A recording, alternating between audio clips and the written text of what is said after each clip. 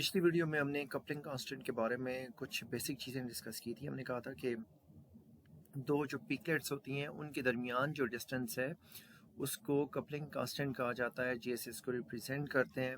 इसकी वैल्यू 0 से 18 हर्ट्ज़ तक हो सकती है। फिर हमने कहा था कि इसको सीपीएस में भी अक्सर इसको रिप्रेजेंट किया जाता है, यानी साइकिल पर सेकंड में भी किया जाता है। फिर हमने बात की कि फील्ड की मैग्नेटिक फील्ड की स्ट्रेंथ का या ऑपरेटिंग फ्रिक्वेंसी का इन वैल्यूज़ के ऊपर कोई असर नहीं पड़ता।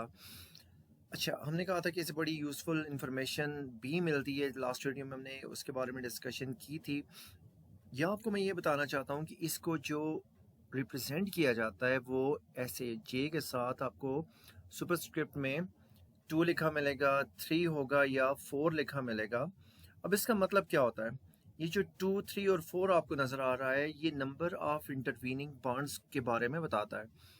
देखिए, जिस तरह आपको ये वाला कार्बन नज़र आ रहा है, अगर इसके साथ 2 हाइड्रोजन्स हैं, वो जेमिनल पोजीशन पे हैं, तो यहाँ 1 और ये वाला 2 बॉन्ड्स यानी number of intervening bonds in दो प्रोटॉन्स के बीच में नंबर ऑफ इंटरवीनिंग बॉन्ड्स कितने हैं? 1 और 2।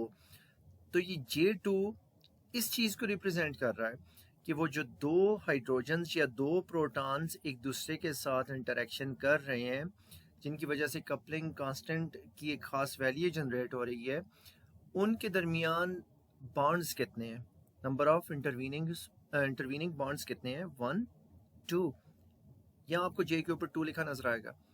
अच्छा, इसी तरह J3 जब आपको लिखा नजर आए, उसका मतलब होता है कि ये विसिनल पोजीशन पे हैं ये दोनों प्रोटॉन्स, यानी ये एडजेसेंट कार्बन्स के ऊपर हैं।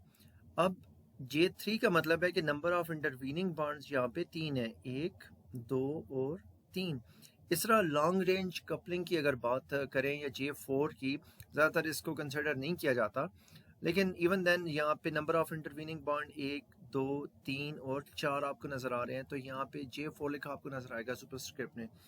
अच्छा, मतलब हम अगर एक आइडिया डेवलप करना चाहें तो वो ये होगा कि कपलिंग कांस्टेंट का जो मैग्नीट्यूड है वो नंबर ऑफ इंटरवीनिंग बॉन्ड्स के इन्वर्सली प्रोपोर्शनल है, यानी जितने बॉन्ड्स बीच में ज़्यादा होते जाएंगे दो कपलिंग हाइड्रोजन्स या प्रोटॉन्स के बीच में, उतना कपलिंग कांस्टेंट का मैग्नीट्यूड कम होता जाएगा।